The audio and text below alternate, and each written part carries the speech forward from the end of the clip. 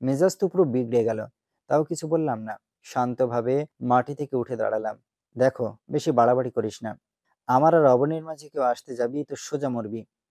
এই তুই আমাদের মারবি? হ্যাঁ, দেখেছিস আমরা কয়টা গার্ড এখানে মজুদ আছি, আর তুই একা কি মারবি তুই আমাদের? তোরা অনেক কয়টা গার্ড একত্রে দেখে খুব বুলি ফুটেছে মুখে, তাই না? একবার আশেপাশে চোখ পাকিয়ে দেখ তো, কিছু দেখতে পাস কিনা। অবনীর গার্ডরা আশেপাশে তাকিয়ে দেখে ওদের সব কয়টা গার্ড নিশানায় দাঁড়িয়ে আছে। কিরে, কিছু দেখতে পেলি? গার্ডরা সবাই চুপসে যায়। কই গেল তোদের মুখের সাউন্ড? এবার দেখা বড় গলা। আগেই বলেছিলাম যে বাড়াবাড়ি করিস না। এখন যদি তোদের গার্ড সব কয়টার মাথার খুলি উড়িয়ে ফেলি, তাহলে কে আসবে তোদের বাঁচাতে? স্যার, আমাদের ভুল হয়ে গেছে, আমাদের মাফ করে দেন। মাপ টাপ কোনো কিছু নাই। এক সাইডে গিয়ে দাঁড়া, আর আমাকে আমার কাজ করতে দে।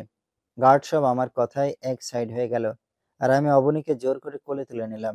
অবনী কোল থেকে নামার জন্য খুব জোর পিড়াপিড়ি করছে, কিন্তু আমি তাকে দুই হাত দিয়ে খুব শক্ত করে ধরে আছি। সে হাজার চাইলেও আমার কোল থেকে নামতে পারবে না। শোন, আমার বউকে আমি নিয়ে গেলাম। তোর স্যারকে বলিস, তার যদি হিম্মত থাকে তাহলে আমার থেকে আমার বউকে আলাদা করতে। তারপর সেখান থেকে চলে আসলাম। অবনীকে কোলে করে নিয়ে এনে গাড়িতে বসিয়েছি। ড্রাইভারকে বললাম গাড়ি ড্রাইভ করতে। তুই আসলেই একটা জানোয়ার। তোর মতন মানুষকে কিভাবে যে আমি ভালোবেসে ফেলেছিলাম তা আল্লাহই ভালো জানেন। নিজের ভালোবাসাকে নিজের করে পাওয়ার জন্য আমি এর থেকেও নিচে নামতে পারি। আই জানোয়ার, তোর ওই বাজে মুখে ভালোবাসার নাম নিবি না। তোর মনে ভালোবাসা বলতে কিছুই নেই। তোর ভেতরে আছে শুধু লোভ। আমায় নিজের করে কিভাবে আমার বাবার সম্পত্তি হাতাবি সেই সব কিছুই তোর মাথায় ঘুরঘুর করে। অবনী, না জেনে কোনো কথা বলা ঠিক না। হ্যাঁ জানোয়ার, কি জানি না আমি? হ্যাঁ, আমি সবটাই জানি। তুই আমায় জোর করে এজন্যই বিয়ে করেছিস যাতে আমার বাবার সব সম্পত্তি নিজের করে নিতে পারিস। অবনী, ভেবেচিন্তে কথা বলো।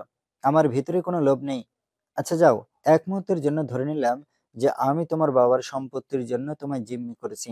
কিন্তু তুমি এটা বলতে পারবে যে যতদিন তুমি আমার সাথে ছিলে, সেই সময় ভালোবাসার কোনো কমতি তুমি আমার মাঝে দেখেছো? বা কখনো আমার আচরণে এটা মনে হয়েছিল যে আমি তোমার সাথে ধোঁকাবাজি করছি? না, তা মনে হয়নি। তবে পরে বাবার কথা শুনে আমি সবটা ভেবে দেখেছি যে তুই বাবার সম্পত্তির জন্য আমায় জিম্মি করেছিস, আমায় ভালোবেসেছিস। অবনী, এই চিনলে আমাকে? এই একদম ন্যাকামো করবি না। তুই একটা জানোয়ার। তুই আমার সাথে ছলনা করেছিস।